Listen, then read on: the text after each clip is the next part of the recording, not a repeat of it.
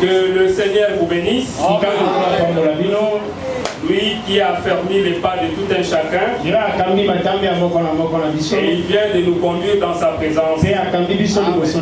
Oui, nous sommes venus dans sa présence. Nous sommes venus pour vivre dans sa présence. Et nous croyons que personne parmi nous ne rentrera tel qu'il est entré ici. Parce que quand il vivait encore sur cette terre, ou au jour de sa chair, tout celui qui était venu au devant de lui, personne n'est rentré avec ses difficultés.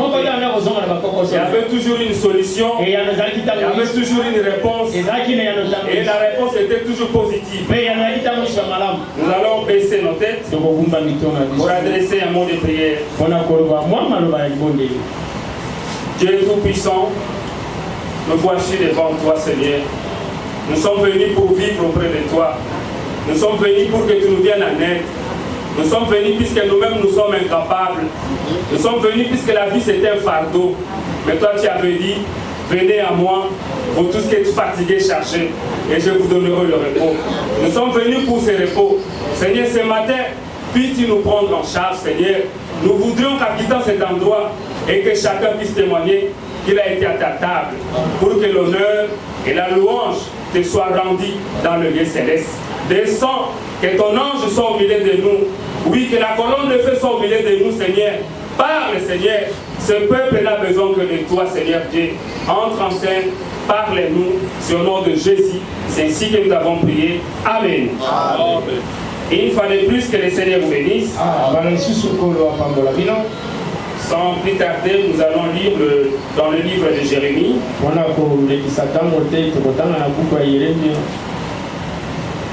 Nous sommes dans Jérémie chapitre 8. Nous allons considérer le verset 18 et nous irons jusqu'au verset 22. Jérémie chapitre 18. Qu'est-ce que j'ai dit? Jérémie chapitre 8. Le verset 18 dit ceci. Je voudrais soulager ma douleur. Mon cœur souffre au-dedans de moi. Voici les cris de la fille de mon peuple. Retentissent sur la terre lointaine.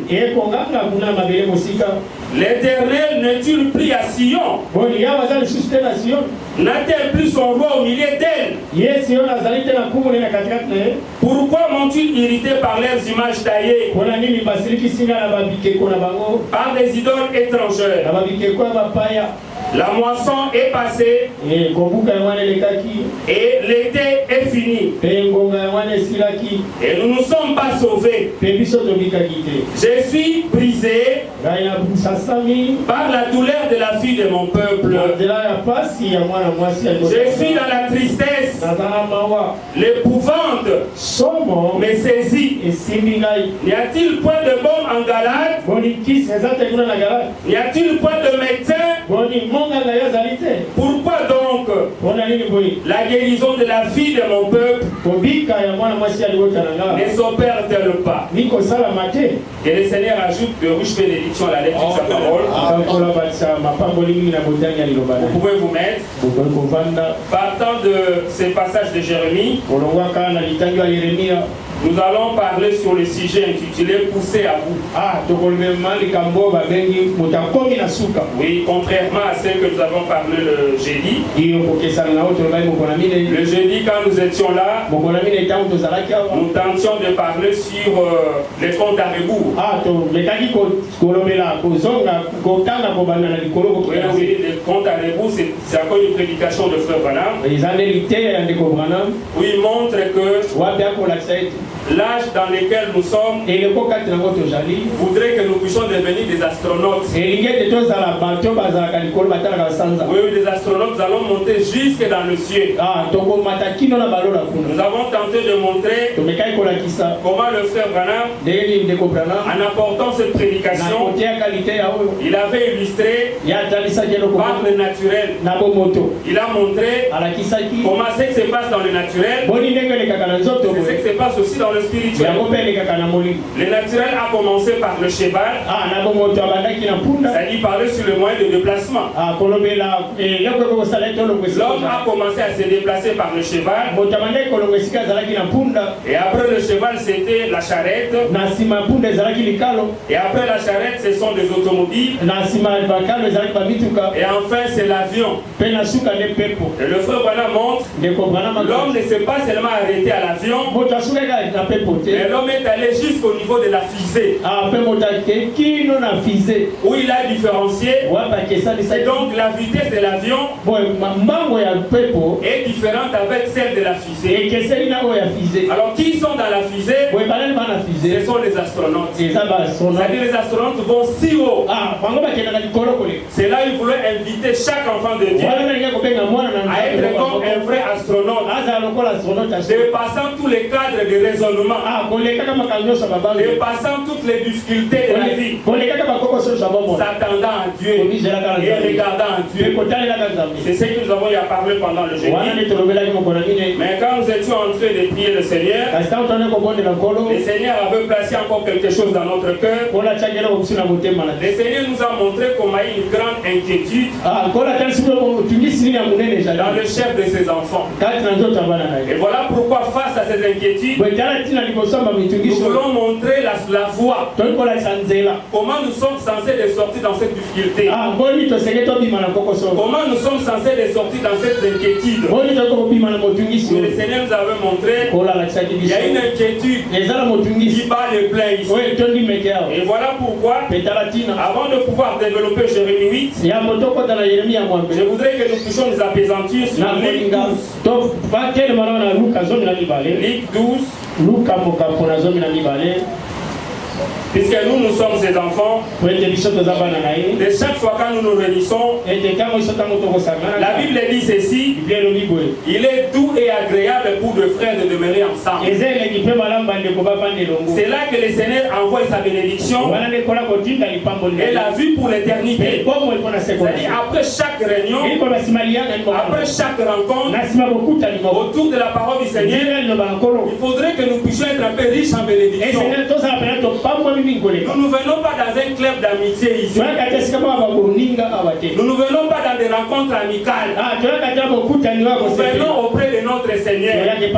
Comme nous l'avons dit dans notre prière, dans sa présence, le pasteur vient de le dire, que tout est possible. Les inquiétudes ne peuvent pas rester. Luc chapitre 12. J'aimerais que vous puissiez en suivre, vraiment avec une attention soutenue. Je l'ai dit, le Seigneur nous montrait une grande inquiétude. Et ce matin, nous voudrions que chacun abandonne ses inquiétudes et que nous puissions regarder à Dieu et qu'il puisse donner solution à chaque problème que nous avons. Dans Luc 12, le Seigneur est en train de parler à ses disciples. Ici, c'est lui-même. Nous sommes au verset 22. Le Seigneur dit ceci.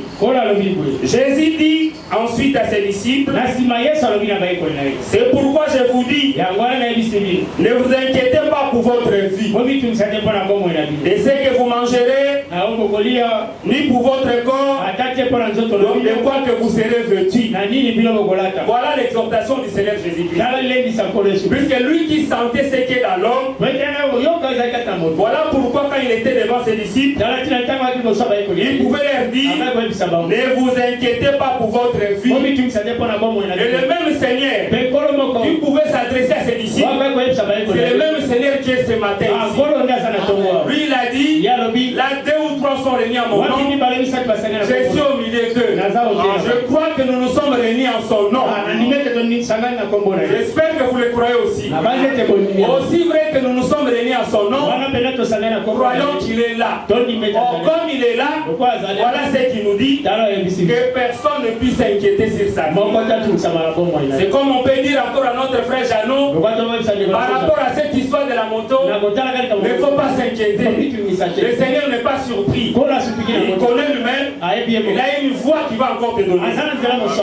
Le verset 23 dit ceci: la vie est plus que la nourriture, et les corps plus que le vêtement. Aussi vrai que vous êtes en vie, ça suffit déjà. Quand tu as la respiration, c'est ce qui est plus important. Aussi vrai que tu es en vie, crois que la nourriture viendra. Tel que nous sommes là, le quoi manger ne peut plus nous déranger, puisque lui prendra toujours soin. Même en rapport avec la tenue vestimentaire, il ne faudrait pas que nous puissions nous inquiéter. Lui il est là, il va prendre soin.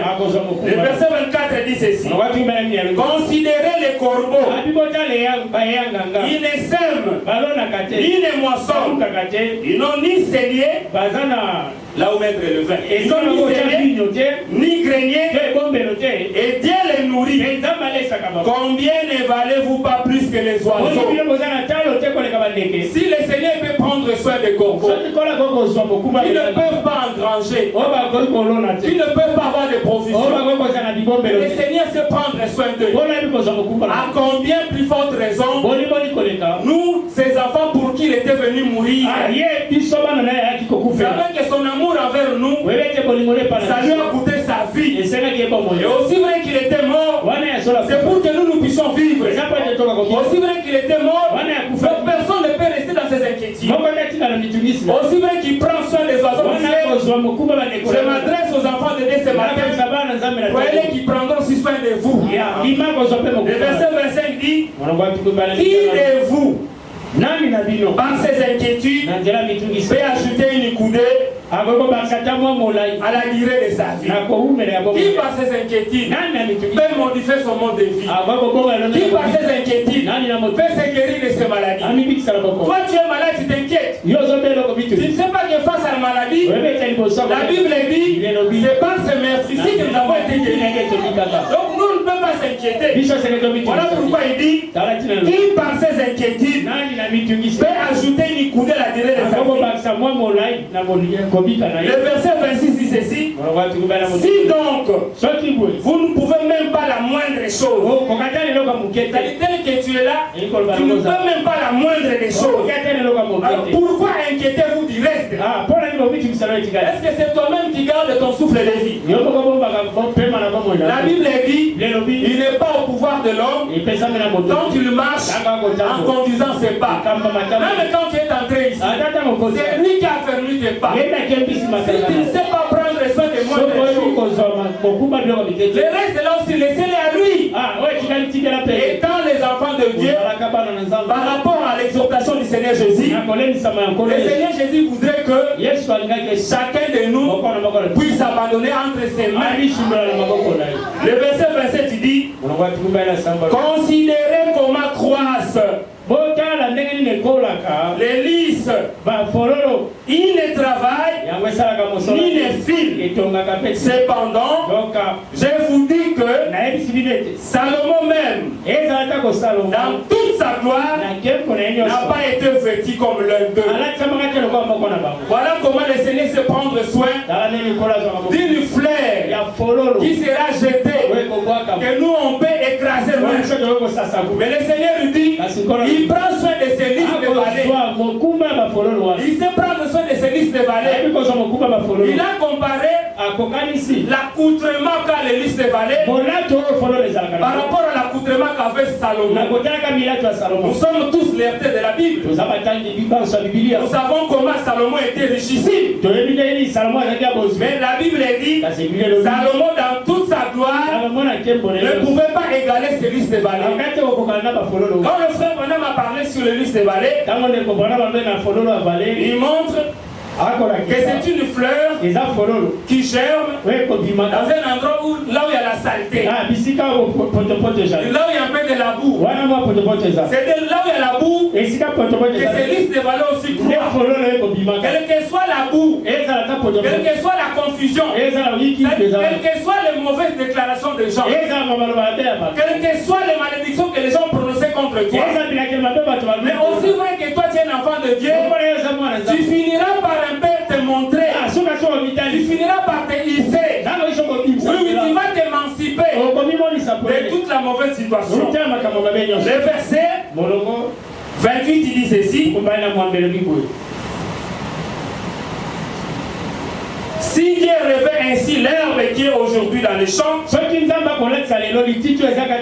et qui demain sera jeté au feu, à combien plus forte raison vous vêtira-t-il gens de peu de foi? Oui, c'est ce que nous avons dit. Le Seigneur nous a montré une inquiétude dans le chef de son église. Dans notre marche, nous avons des inquiétudes. C'est comme si les inquiétudes est devenu notre mode de vie. C'est ce que nous appelons comme étant inquiétude. Ce sont nos diverses difficultés. Nous nous sommes habitués avec nos difficultés. Nous nous sommes habitués avec nos maladies. Nous nous sommes habitués avec nos souffrances. Voilà pourquoi le Seigneur, sachant cela, il a dit les hommes de peu de foi. Puisque lui, il avait tout pour vivre. Quand il mourait à Golgotha, il avait dit tout est accompli. Il avait donné solution à tous les problèmes. C'est-à-dire par rapport à nos inquiétudes, je voudrais que nous puissions nous montrer un peu forts par la foi. Par rapport aux inquiétudes, je voudrais que chacun de nous puisse brandir la foi. Au début, sur verset 22, le Seigneur a dit, il ne faudrait pas que vous restiez dans les inquiétudes. Mais regardez au verset 28, il dit les gens de peu de foi. Ici, les inquiétudes sont avec nous. C'est parce que quelque part, nous n'avons pas fait montre de la foi. Nous continuons. Le verset 29. Et vous, ne cherchez pas ce que vous mangerez et ce que vous boirez, et ne soyez pas inquiets. Je voulais dire à quelqu'un ici, abandonnez l'inquiétude. Voilà comment le Seigneur insiste, que ne soyez jamais inquiets. Ne regardez pas ta difficulté, ne regardez pas ta maladie, ne regardez pas à tes souffrances, regardez au Seigneur Jésus-Christ, puisque lui il est là. Il n'y a rien qui peut lui dépasser. Il n'y a rien qui lui soit étonnant. L'Écriture dit, car toutes ces choses, ce sont les païens du monde qui les recherchent. Votre Père sait que vous en avez besoin. Votre Père Céleste sait que vous avez besoin de la nourriture. Votre Père Céleste sait que vous avez besoin de bon travail. Votre Père Céleste c'est que vous avez besoin de la guérison. Votre Père Céleste, c'est que vous avez besoin de la paix. Donc c'est question de regarder seulement à lui. Le verset 31 dit, cherchez plutôt le royaume de Dieu. Et toutes ces choses vous seront données par-dessus. Le verset 32, c'est là où nous allons citer. L'Écriture dit, ne crains point petit troupeau. Est-ce qu'il y a les troupeaux du Seigneur ici? Est-ce que ce matin il y a les troupeaux du Seigneur ici? C'est à ces troupeaux du Seigneur que nous sommes en train de nous adresser. Aux troupeaux du Seigneur, nous disons ceci. Voilà ce que votre maître a dit. Ne craignez point petit troupeau, car votre Père a trouvé bon de vous donner le royaume. Le Seigneur vous a disposé le royaume. Étant donné que nous sommes le troupeau du Seigneur, il y a un psaume qui est mieux placé pour nous montrer comment le berger prend soin de son troupeau. Là nous sommes dans psaume 23. La Bible dit ceci: l'Éternel est mon berger et je ne manquerai de rien. Il me conduit dans le vert pâturage. Il me conduit dans les eaux paisibles. paisible. Vous savez que tel que nous sommes là, étant donné que lui est notre berger, il est toujours censé de nous conduire dans les eaux paisibles. Vous savez que c'est dans les eaux où nous pouvons un peu nous désaltérer. Vous savez que c'est dans les eaux que nous pouvons étancher notre soif. Vous savez que c'est en prenant de l'eau que nous pouvons encore marcher. Il y a un psaume qui montre. J'aimerais que nous puissions lire. C'est le psaume 110. C'est lui qui doit conserver ses inquiétudes. Nous ne savons pas il boit où. Oui, puisque nous vivons dans les eaux paisibles. Psaume 110 dit ceci. Il faudrait que nos têtes soient toujours élevées. Psaume 110. Le verset 7 dit ceci. Il boit au torrent pendant la marche. C'est pourquoi il relève la tête. Vous savez ce que c'est le torrent? Le torrent, c'est l'eau qui provient du rocher. Oui, c'est l'eau du rocher.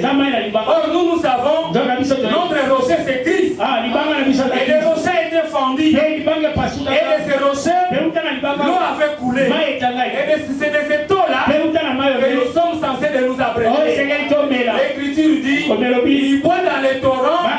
Voilà pourquoi il relève sa tête pendant sa marche. Je voudrais savoir, vous vivez dans quel torrent?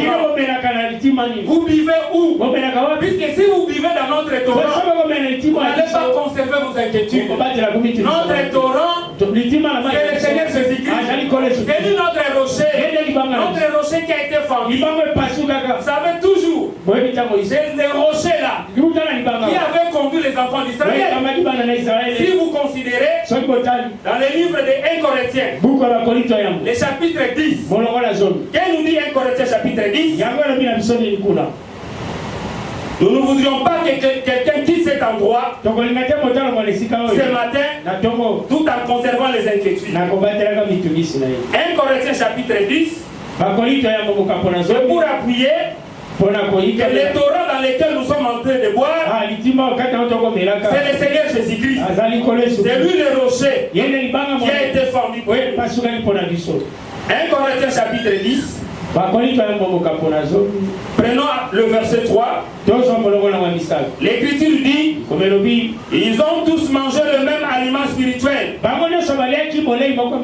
Ils ont tous bu le même breuvage spirituel. Car ils buvaient un rocher spirituel qui les suivait. Et ce rocher était Christ. Je crois que c'est Christ qui est au milieu de nous. C'est lui qui est notre rocher. Alors quand nous nous abreuvons dans notre rocher, nous aurons toujours la tête haute. Comme Psaume 110, relevons nos têtes. Pourquoi nous sommes censés de relever nos têtes? C'est puisque nous vivons dans les torrents. Je l'ai dit, les torrents c'est l'eau du rocher. Et notre rocher c'est Christ. Mais bien aimé, que personne ne rentre avec ses difficultés. Que personne ne rentre avec ses inquiétudes. Si tu n'avais pas comme rocher Christ, il est grand temps que tu puisses les considérer. Et voilà pourquoi nous allons rentrer dans Jérémie.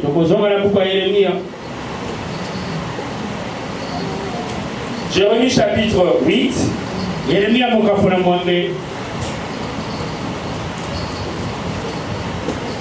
Là où nous allons parler, nous sommes en train de parler sur pousser à bout. Pousser à bout. C'est-à-dire, si les inquiétudes restent avec nous, si les difficultés restent avec nous, le problème ce n'est pas du côté du Seigneur. Le problème c'est de notre côté. Voilà pourquoi l'Esprit dit ici, n'y a-t-il pas de bon en Galade? N'y a-t-il pas de médecin? Pourquoi donc peuple. La guérison de la fille de mon peuple ne s'opère-t-elle pas? Ici, c'est l'Esprit qui parle. Si avec Jérémie, on pouvait s'adresser à Israël, ici, avec le Saint-Esprit, nous nous adressons au peuple de Dieu. Oui, nous nous adressons aux enfants de Dieu. Le Seigneur lui dit, y a-t-il point de baume en Galade? Y a-t-il point de médecin? Pourquoi donc la guérison de la fille de mon peuple ne s'opère-t-elle pas? Pourquoi les inquiétudes ne s'éloignent pas de nous? Puisqu'il n'y a pas de baume. Le baume, c'est le remède. Le baume, c'est ça, cette panacée. La panacée, c'est un remède qui traite toutes les maladies. Aujourd'hui, tel que nous sommes là, nous avons une panacée. Cette panacée, c'est quoi? C'est le sang du Seigneur Jésus-Christ. La Bible dit, c'est par ce maître-ci que nous avons été guéris. Ici, nous voulons dire au peuple de Dieu, en rapport avec ces sujets que nous sommes en train de tenter d'aborder, pousser à bout, oui, comme l'interprète le traduit bien, pousser à bout, c'est quoi? C'est lorsque quand tu es asphyxié, c'est lorsque quand tu es bloqué, c'est lorsque quand tu n'as plus du si, c'est lorsque quand tu n'as plus d'autres alternatives. Et c'est à ce moment-là, on peut parler sur pousser à bout. Le pousser à bout, c'est quoi? Pousser à bout, c'est le désespoir. Oui, oui. Le désespoir. Et quand on est dans le désespoir, le désespoir exige, ou du moins, le désespoir, c'est le temps d'urgence. Ça demande une urgence. Mais d'où proviendra cette urgence? Nous, la Bible dit, je lève mes yeux vers le montagne, d'où me viendra le secours? Le secours me viendra du Seigneur qui a créé le ciel et la terre. C'est-à-dire, je vais dire à quelqu'un, si ta situation a perduré, si ta maladie a perduré, c'est puisque tu n'as jamais été poussé à bout. Puisque la panacée est là, le baume est là. Le Seigneur se pose la question, n'y a-t-il pas de baume en Galade? Ou bien il n'y a pas de bon médecin? Mais moi je crois ici, nous avons le bon médecin. Le bon médecin au milieu de nous. Oui, il nous accompagne. Aussi vrai que nous avons le bon médecin, c'est là je voudrais dire, c'est que le problème nous revient. Comment est-ce que le problème nous revient?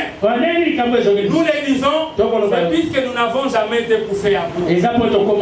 Si nos difficultés continuent à nous suivre, c'est puisque nous n'avons jamais été poussés à bout. Avant de pouvoir développer, j'aimerais lire un peu une citation de Frère Madame dans cette prédication, poussé à bout.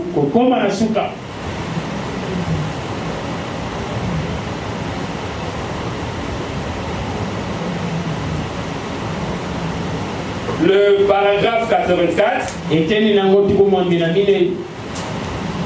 le prophète est en train de parler sur comment si Jacob.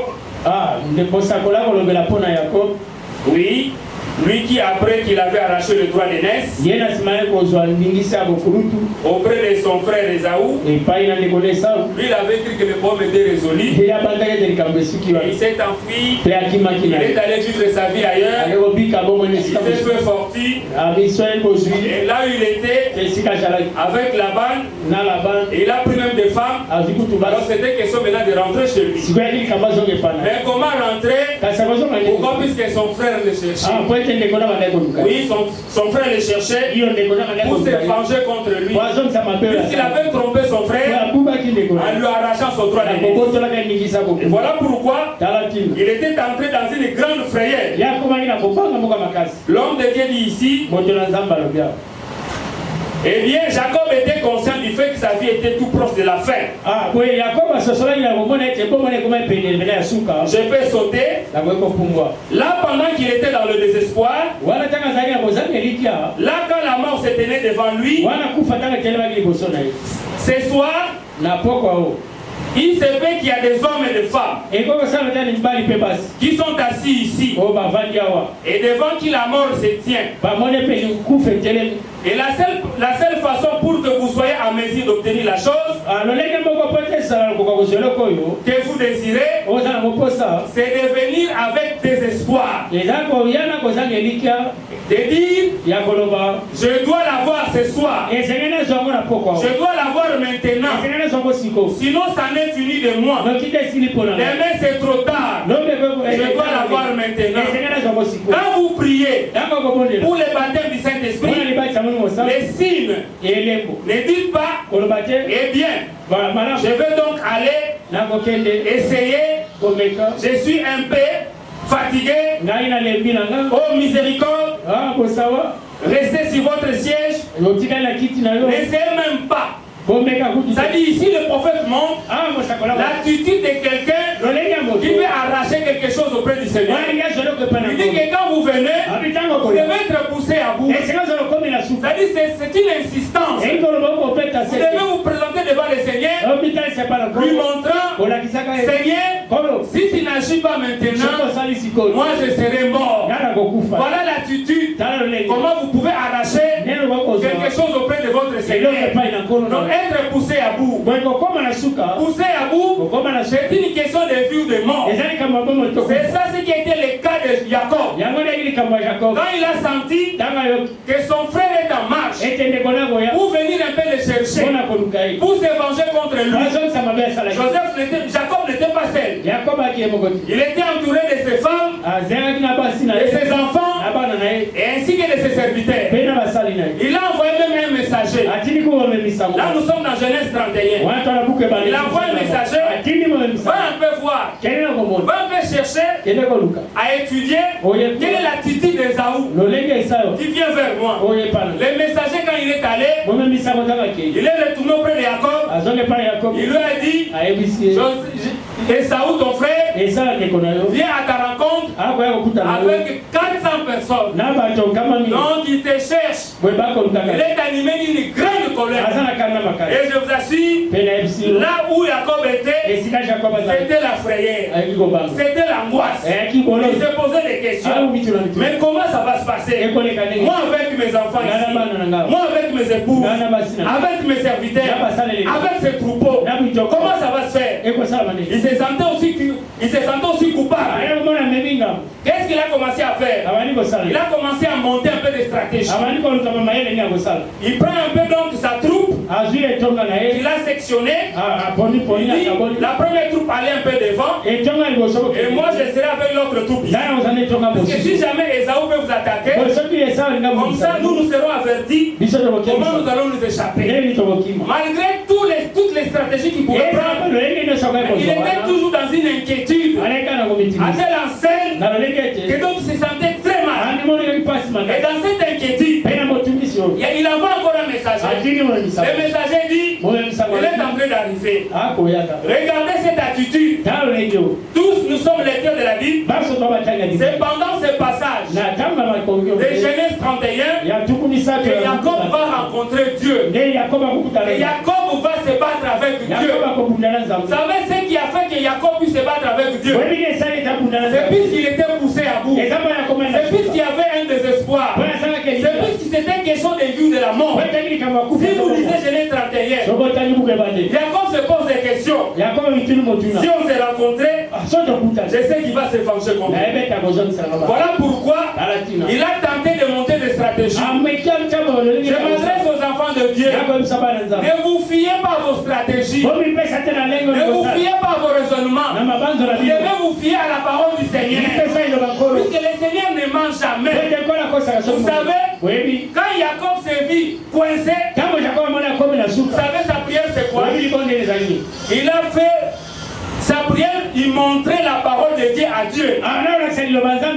Disons ça, allons un peu pour considérer la prière de Jacob. Nous sommes dans Genèse 31.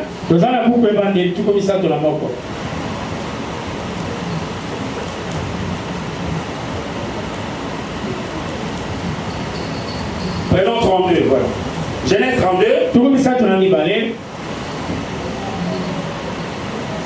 Le verset 7 dit, Jacob fut très effrayé et saisi d'angoisse.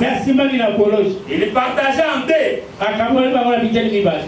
Il partageait en deux camps les gens qui étaient avec lui, les brebis, les bœufs et les chameaux. Dans le verset 7, je voulais vous montrer comment Jacob était effrayé. Il se sentait qu'il est devant la mort. Le verset 9 dit ceci. Jacob dit, Dieu de mon père Abraham, Dieu de mon père Isaac, éternel, qui m'a dit, retourne dans ton pays et dans ton lieu de naissance, je te ferai du bien.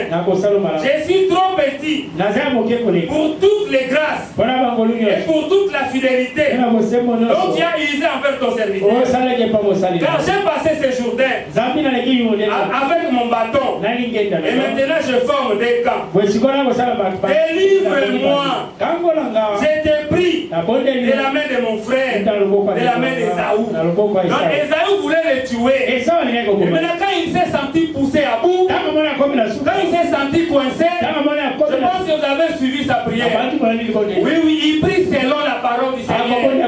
Il prend les promesses, il brandit ça à Dieu. À chaque fois que tu es poussé à bout, quelle est l'attitude que tu dois prendre? C'est celle de prendre les promesses du Seigneur et de lui montrer.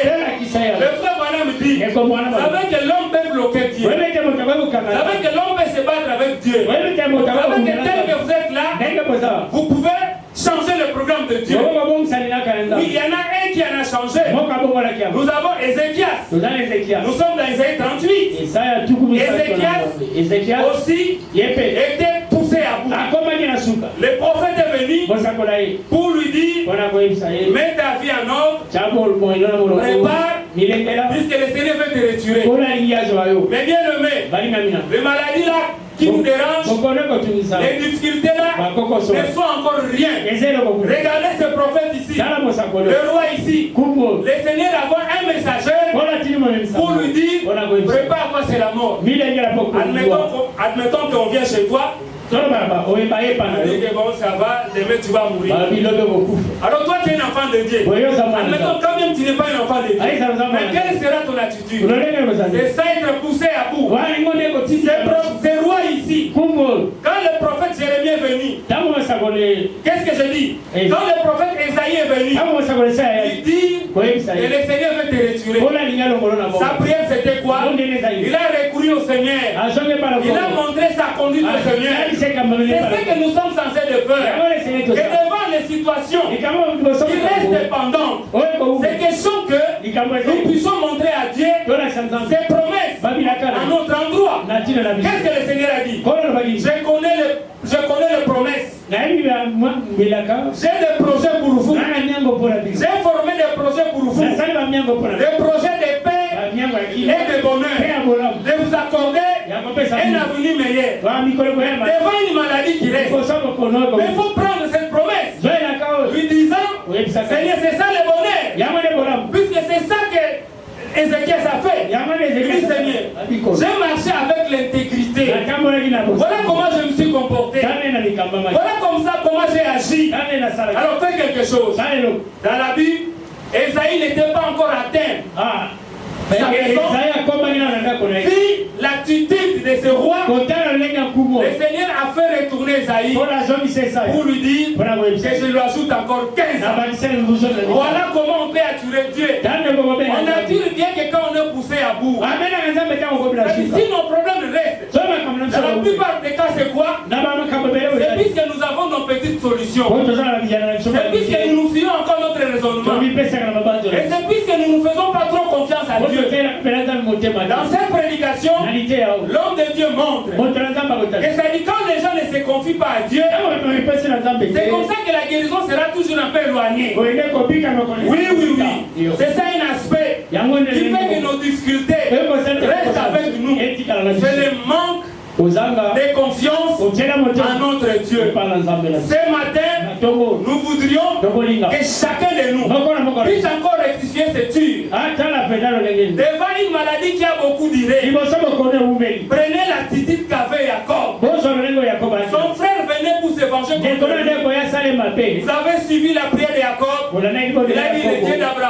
Dieu d'Isaac, c'est toi qui m'as dit de retourner. C'est toi qui m'as dit que je ferai ton nom grand. Et voilà maintenant la mort est là. Parce que si la mort intervient, c'est que toutes ces promesses ne vont pas se réaliser avec moi. Nous aussi, nous avons des projets de paix avec notre Seigneur. Nous avons encore la marche à faire avec lui. La mort ne peut pas nous frapper maintenant. Et nous ne pouvons pas être des sujets à des maladies. Il dit, les projets qu'il a pour nous, ce sont des projets de paix. Je voulais dire à quelqu'un, devant l'inquiétude, il faut se présenter devant Dieu. Disant à Dieu, Seigneur, toi qui m'as promis la paix, toi qui m'as promis le bonheur, toi qui es mon bon berger, et voilà cette situation.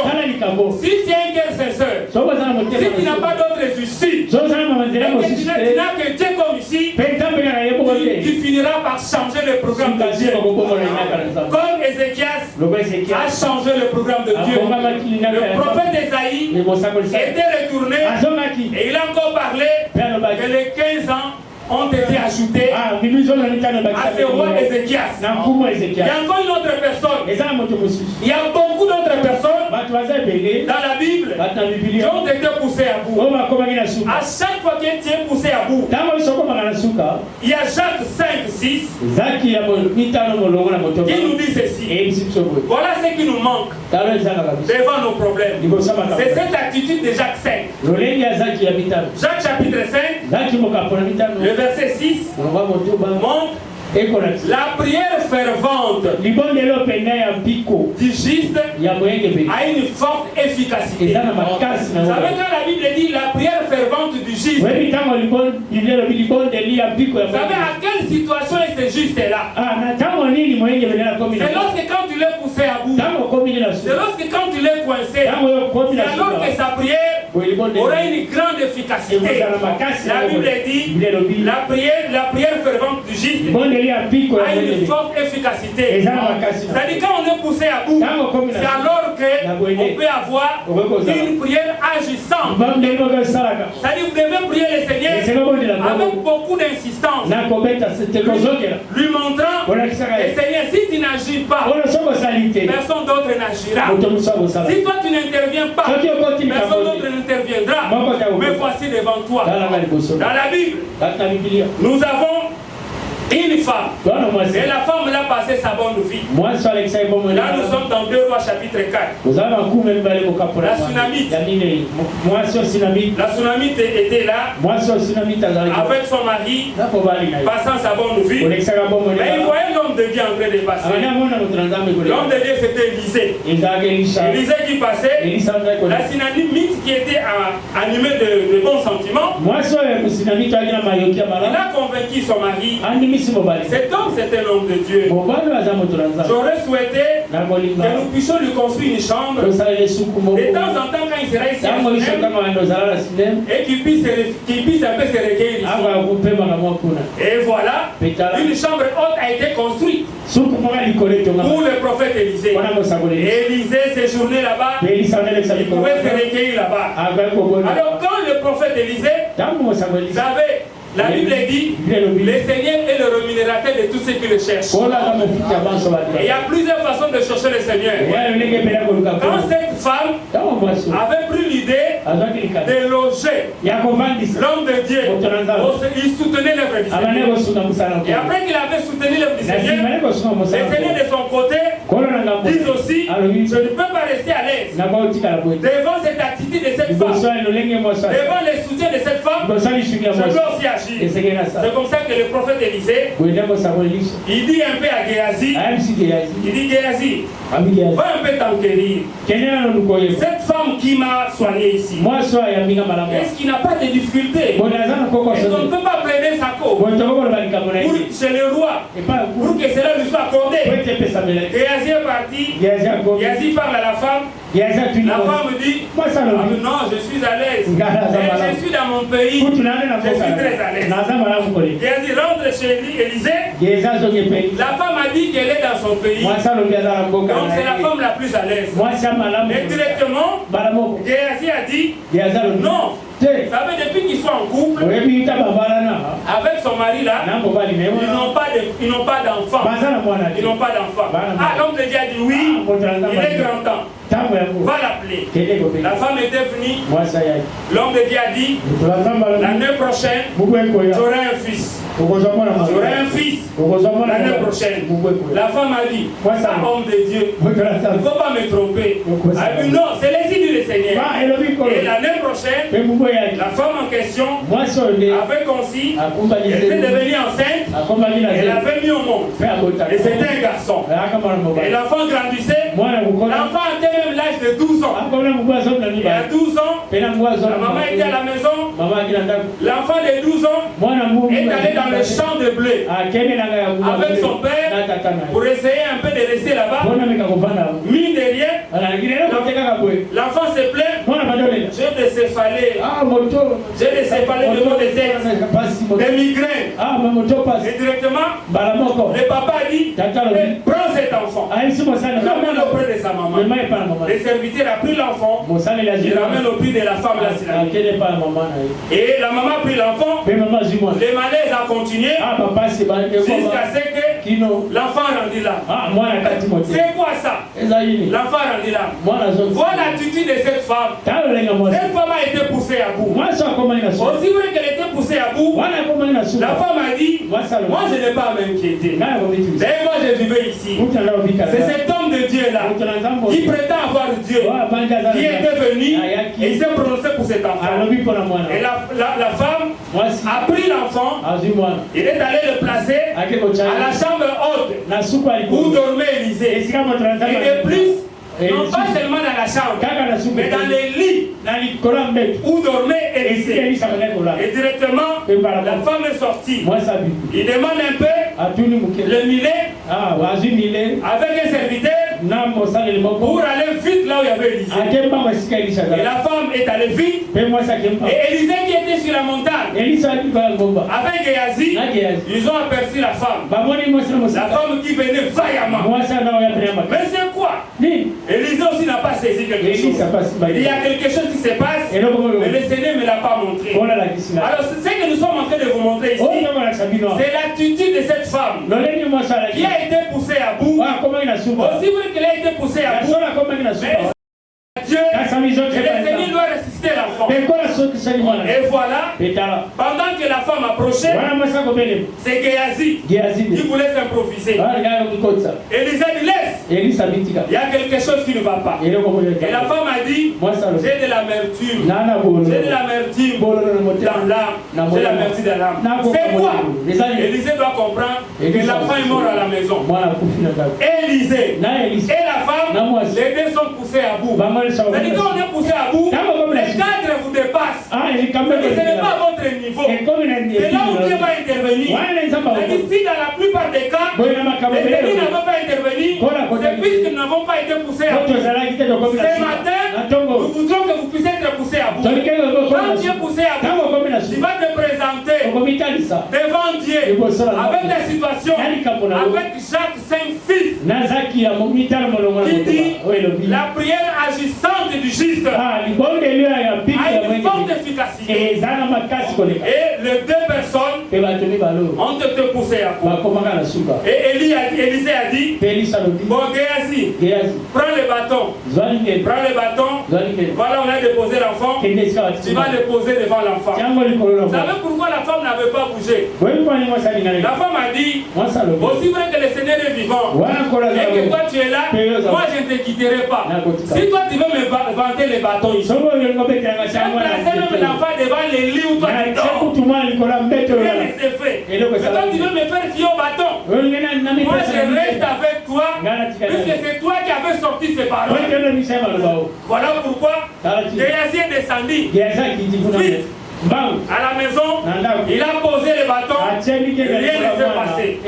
La synamite n'a pas quitté Élisée. Élisée a pris la synamite, ils sont aussi descendus à la maison. Ils ont rencontré Géhazi.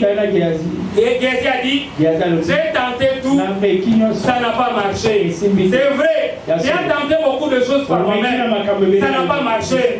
Mais il est grand temps et que tu puisses présenter la chose devant Dieu. Il est grand temps que tu puisses regarder à Dieu. Il est grand temps que tu puisses t'attendre à Dieu. Ça va dans cette situation. Et Élisée lui-même était constipé. Donc c'était vraiment un désarroi. Donc c'était un désespoir. Élisée, quand il est arrivé, il va aller s'enfermer avec l'enfant. Il a laissé la femme dehors et les serviteurs. Lui-même se faire. Il a pris son initiative. Il monte un peu sur l'enfant. Et par après, il a commencé à faire un peu les 100 pas. Le frère Branham dit, quand Élisée faisait les 100 pas, il attendait quelque chose du Seigneur. Puisqu'il disait que c'est toi qui m'avais dit de dire à ça. Mais moi je n'ai rien à faire ici. Je n'ai aucune initiative. Sinon c'est que toi tu me diras de faire. Je voulais que chacun de nous ici puisse recourir à Dieu. Dis à Dieu.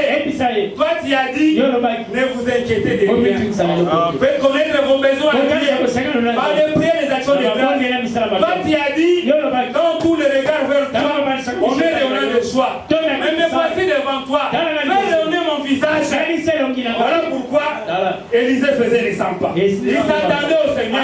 Et mine de rien, une vision est sortie. C'est comme ça que vous avez vu Élisée dans la Bible allait se mettre sur l'enfant. Et quand il s'est remis sur l'enfant, c'était la conduite du Seigneur. C'est pas comme nos dénominationnels qui sont en train de copier des choses. Parce que j'ai eu à voir des collègues ministres démissionnaires.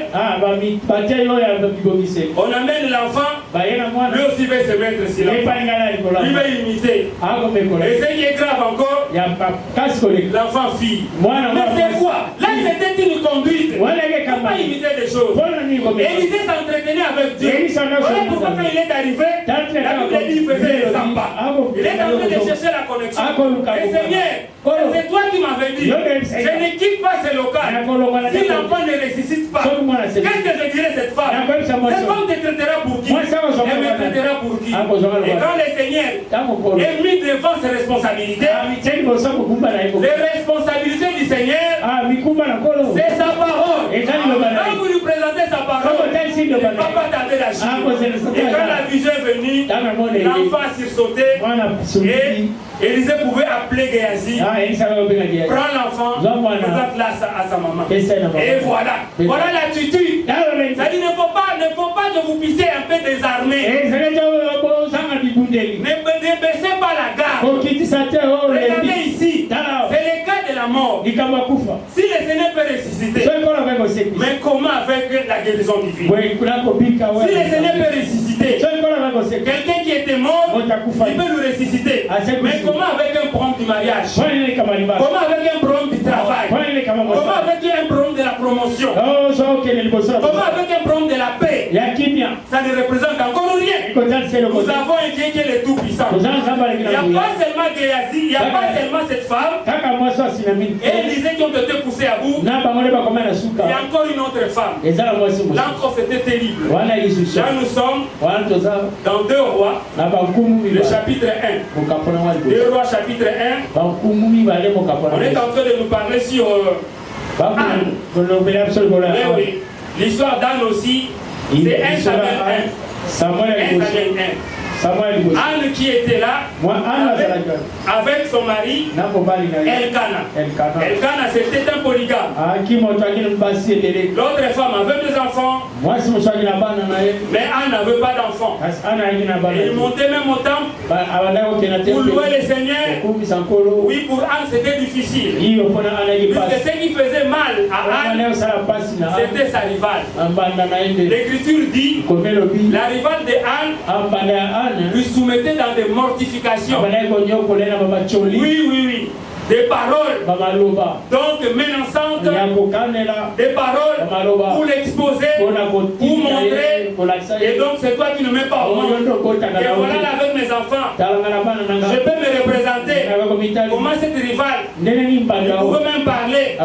Les enfants vraiment, si vous n'avez pas des enfants, tu as des problèmes.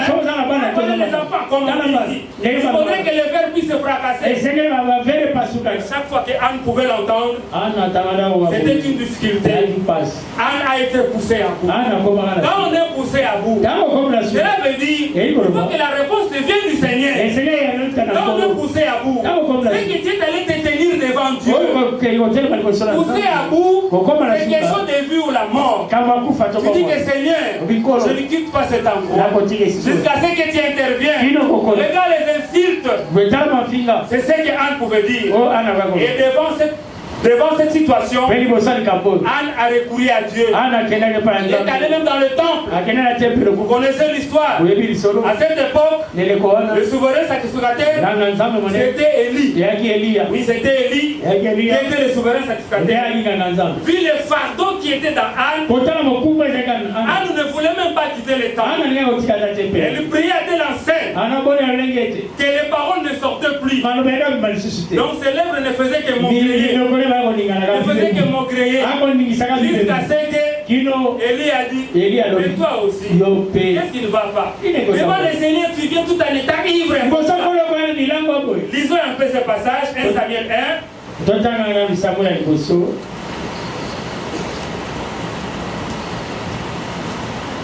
Pour voir l'attitude de Anne.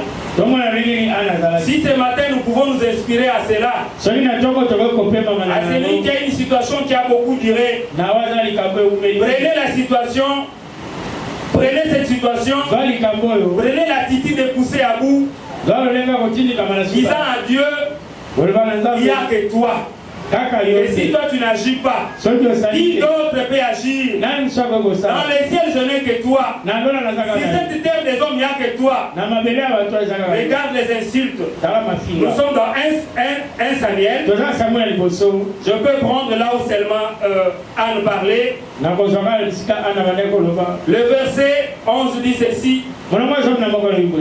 Elle fit un vœu en disant, Éternel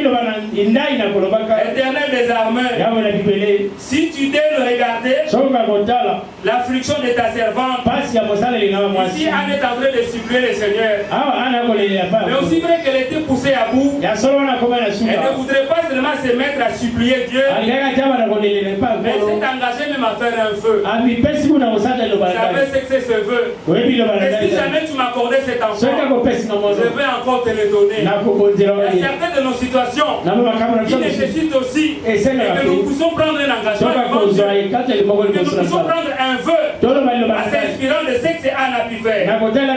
L'Écriture dit, si tu te souviens de moi et n'oublie point ta servante, et si tu donnes à ta servante un fils, je le consacrerai à l'Éternel pour tous les jours de sa vie, et le rasoir ne passera pas sur sa tête. Anne poussée à bout, lui aussi propose quelque chose à Dieu. Il avait dit qu'il en avait ras-le-bol. Donc il en était fatigué. Le verset 13, Anne parlait dans son cœur, mais faisait que mieux le leur, mais on n'entendait point sa voix. Et il pensait qu'elle était ivre. Tellement que l'amertume était dans son âme, tellement que le fardeau était dans son âme, les paroles ne sortaient pas. Il faut savoir comment approcher Dieu. Ne venez pas ici à la légère. Souvent aussi c'est ça le problème. Si nos problèmes restent, c'est parce que nous ne sommes pas poussés à bout. Quand vous venez ici et que tu es poussé à bout, en entrant ici, ton problème sera exposé devant le Seigneur. Le Seigneur peut permettre que ton problème puisse être même perçu ici, avant même la prédication. Parce que le Seigneur a ses vases. Parce que son ange est là. Le Saint-Esprit est là. Il faut savoir comment approcher le Seigneur. L'Écriture dit, il lui dit, jusqu'à quand seras-tu dans l'ivresse? Jusqu'à quand seras-tu dans l'ivresse? Fais passer ton vin. Ça c'est une insulte. Moi je suis devant le Seigneur. Tu sais ce que je suis en train de couper chez ma rivale. Et je suis venu prier ici. Le souverain sacrificateur. Quand tu me dis que je suis ivre, mais lui ne pouvait pas regarder à ce souverain sacrificateur. Il regardait à son Dieu. Ne regardez pas à quelqu'un ici. Les hommes peuvent vous fatigués, regardons à Dieu.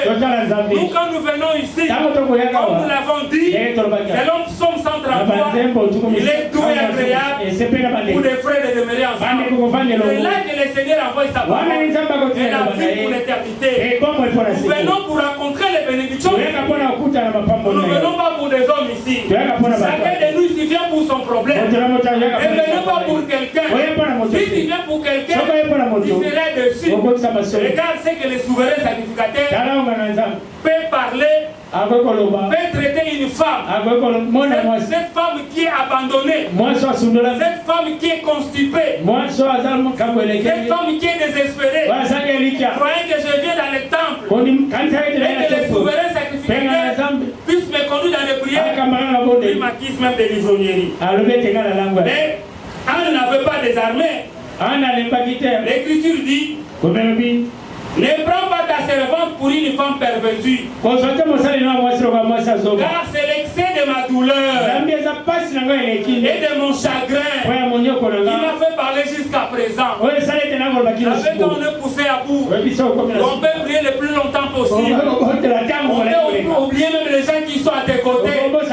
Quand on est poussé à bout, on cherche à rester devant la face du Seigneur. Quand on est poussé à bout, il y a quelqu'un qui peut intervenir. Là on est poussé à bout, on s'attend qu'à Dieu. Voilà pourquoi Anne dit ceci. Il dit: ce n'est pas, je ne suis pas une femme pervertie, mais c'est l'excès de ma douleur. Je voulais dire à quelqu'un ici, c'est puisque tu supportes encore ta difficulté. C'est pour cela que tu n'es pas poussé à bout. Si tu ne les supportais pas, mais si tu étais fatigué, oh, tu allais te présenter devant le Seigneur. On allait même les lire comme ça. Et ça ne va pas. Voilà l'attitude que Anne avait un peu affichée. Anne a dit: c'est l'excès de ma douleur et de mon chagrin qui m'a fait parler jusqu'à présent. Quand on est poussé à bout, c'est ce qui fait que nous sommes là chaque jeudi. Nous venons pourquoi? C'est puisque nous sommes poussés à bout. Nous voulons que le Seigneur intervienne. C'est pour cela que nous sommes là chaque vendredi, la nuit. Pourquoi nous sommes là? C'est puisque nous sommes poussés à bout. Nous voulons attirer les Seigneurs de notre côté. Les pousser à bout, c'est ce qui fait que chaque mardi, nous sommes ici. C'est pour attirer les Seigneurs de notre côté. Ceux qui restent dans leur domicile, ça montre comment ils ne sont pas poussés à bout. Oui. Nous sommes là les jeudis. Voilà pourquoi nous sommes ici. Même ce dimanche, nous sommes ici. Je sais que chacun a une préoccupation. Oui, je voudrais que les Seigneurs puissent rencontrer. Mais je voudrais que quand vous venez ici, sachez que vous venez auprès du Seigneur. C'est votre attitude. Dans une prédication, lisons un peu ce passage. La prédication est intitulée Et puis Jésus vint. Le paragraphe 9. Quand on est poussé à bout, on peut modifier le programme de Dieu. Quand on est poussé à bout, on peut attirer Dieu de son côté. Le prophète dit, puis Jésus vint, paragraphe 9. Maintenant, nous voyons qu'un jour, Jésus traversait une foule de gens. Et une petite femme toucha son vêtement. Et il a dit qu'il avait senti qu'une vertu était sortie de lui. Ah, c'est cette femme qui a été poussée à bout. Vous savez ce que la Bible dit de cette femme? Elle avait dépensé tout ce qu'elle avait comme fortune. Elle n'avait pas de solution. Et jusqu'à ce qu'elle a rencontré le Seigneur Jésus. Comme elle était poussée à bout, oui, la vertu ne pouvait que sortir du Seigneur. Le frère Branham dit, il avait senti une vertu était sortie de lui. Mais combien la résurrection de Lazare était plus glorieuse que cela. Et il n'est mentionné nulle part que la vertu l'avait quitté. Qu'était-ce? Dans un cas, C'est-à-dire dans la femme là qui saignait, c'était la femme qui utilisait les dons de Dieu. Dans l'autre cas, c'était Dieu qui utilisait son propre don. Tel que nous sommes là, nous sommes censés à utiliser les dons de Dieu. Quand on est poussé à bout, c'est à vous d'utiliser Dieu. Il ne faut pas attendre que le Seigneur seulement utilise les gens pour vous. Mais vous aussi vous êtes capable d'utiliser Dieu. Comme cette femme. C'est lui qui avait utilisé les dons de Dieu. Puisque Jésus ne passait pas pour elle. Mais c'est puisqu'elle était poussée à bout, elle n'a dit pas question. J'ai entendu les secteurs. Et les aveugles recouvrent de vue. Et que les morts sont ressuscités. Et que les paralytiques marchent. Et que moi aussi avec mon problème, il faut qu'il y ait une solution. C'est qui tout double. Et voilà pourquoi la femme s'est avancée. Elle a utilisé les dons du Seigneur. Le prophète continue. Eh bien, ici le prophète va parler sur l'attitude. Nous aimerions que chacun de vous puisse avoir ici. Comme nous l'avons dit, ne venons pas comme dans un club d'amitié ici. Le prophète dit, eh bien, c'est ce que vous voyez sur l'estrade. Vous direz, j'ai reçu beaucoup de critiques. Les gens disent, qu'est-ce qui vous affaiblit? Il est inutile d'essayer d'expliquer cela. On ne peut pas expliquer cela. Je ne peux pas comprendre cela. Mais je peux soutenir cela par les Écritures. Je ne peux pas expliquer cela. Ces visions qui apparaissent à l'estrade, ce sont les gens qui les provoquent. C'est votre propre foi. C'est-à-dire vous devez venir avec l'esprit de l'expectative. Quand vous venez ici et que vous voyez celui qui est placé devant vous, quand vous prenez un air minimisable, sachez que rien ne se fera. Voilà pourquoi le pasteur a l'habitude de dire, à chaque fois quand vous voyez un homme se tenir ici, vous voyez Dieu. Vous n'apportez pas vos problèmes auprès des gens ici. Vos problèmes, vous les portez auprès du Seigneur. Quand le frère Branham agissait, c'est ce qu'il est en train de dire. Que je me sentais affaibli. Il dit à chaque fois que je m'affaiblissais, comprenez que c'était des gens qui m'utilisaient. C'était des gens qui utilisaient les dons de Dieu en moi. C'est-à-dire des gens qui avaient déjà entendu parler de frère Branham. Tout là ils étaient, ils disaient nous avons entendu que cet homme a fait ceci. Cet homme a fait ceci.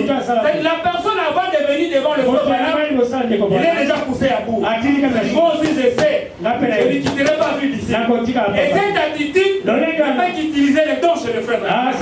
Et nous, tels que nous sommes ici, nous avons les grands dons ici. Nous avons l'ange du Seigneur au milieu.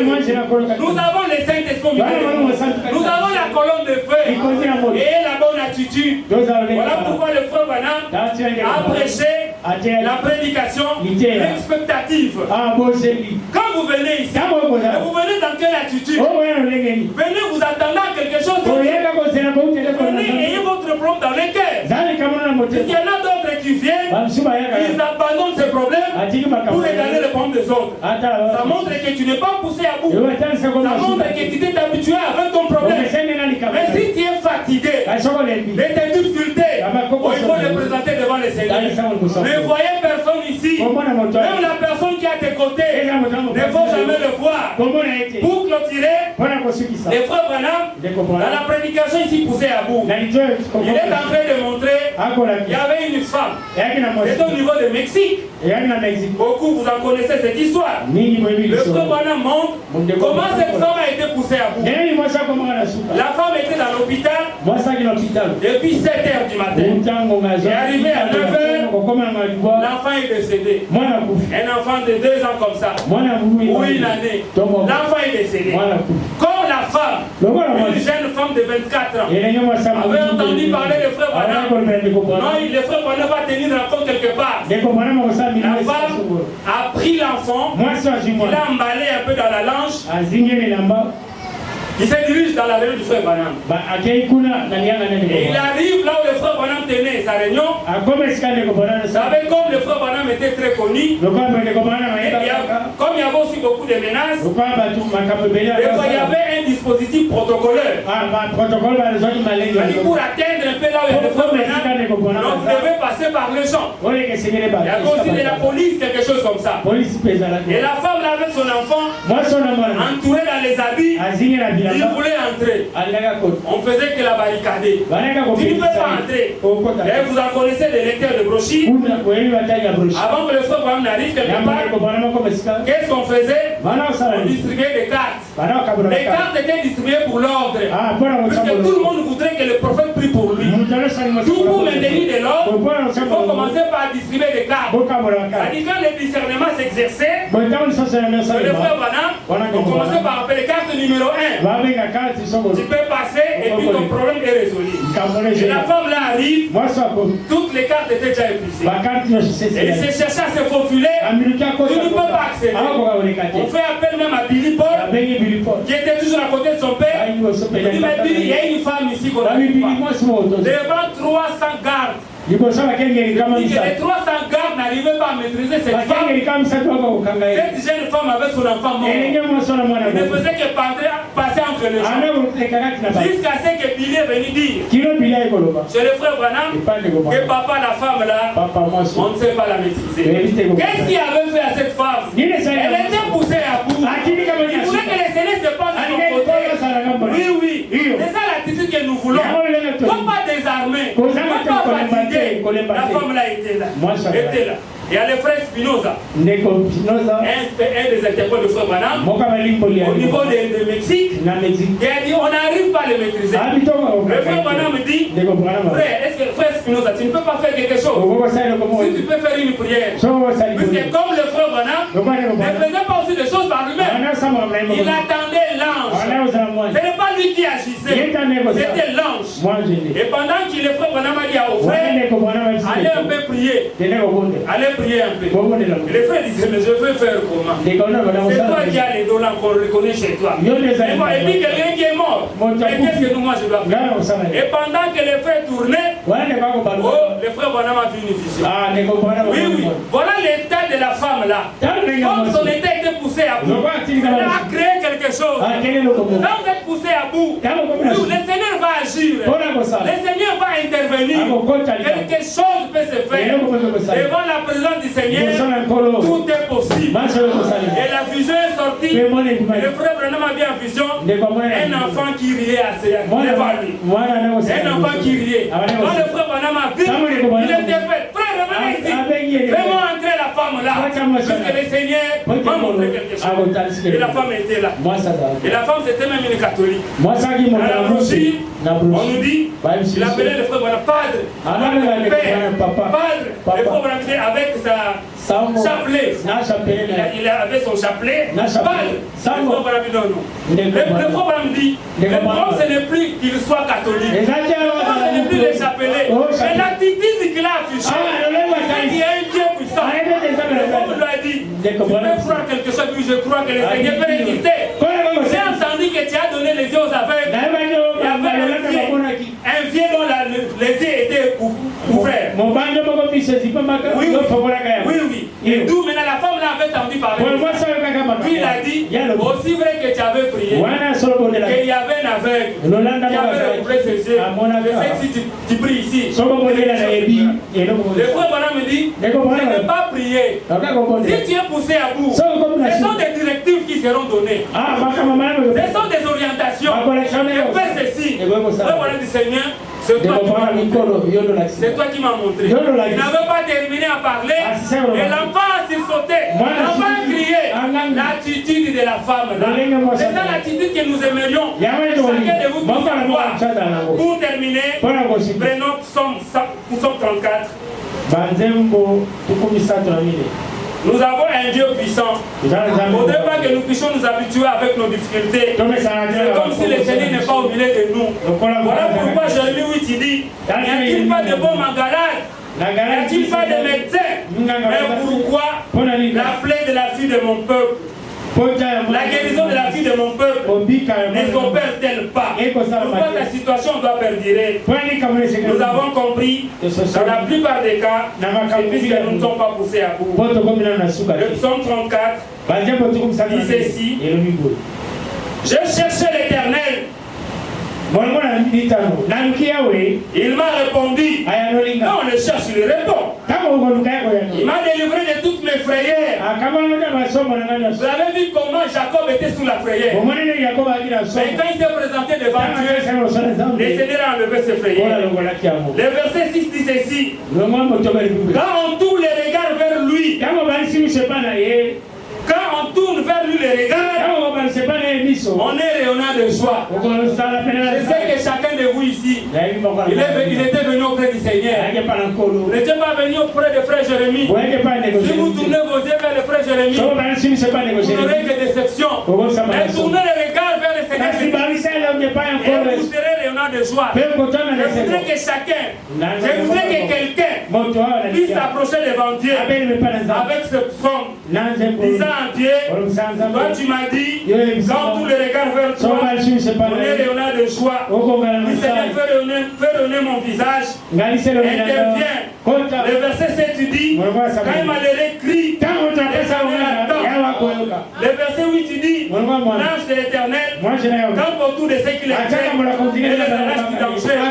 Qui a dit de t'arracher du danger? Qui a dit de te secourir? Le verset 9 dit: sentez et voyez comment l'Éternel est bon. Est-ce qu'il a changé? Le Seigneur n'a pas changé. Aussi vrai qu'il est le même. Hier, aujourd'hui, il puisse encore montrer ses bontés à toi. Le verset 10 dit, le verset 9 dit: l'Éternel est prêt. Le verset 19: l'Éternel est prêt. Et ceux qui ont les cœurs brisés, il sauve ceux qui ont l'esprit dans l'abattement. Quand on est poussé à bout, on a un cœur brisé, on a l'abattement, on veut que le Seigneur puisse agir. Et le verset 20 dit: les malheurs atteignent souvent le juste, mais l'Éternel en délivre toujours. Est-ce qu'il y a des justes ici? Le malheur ne peut pas persister à tes côtés. Il faut que le Seigneur puisse intervenir. Et le Seigneur vous bénisse.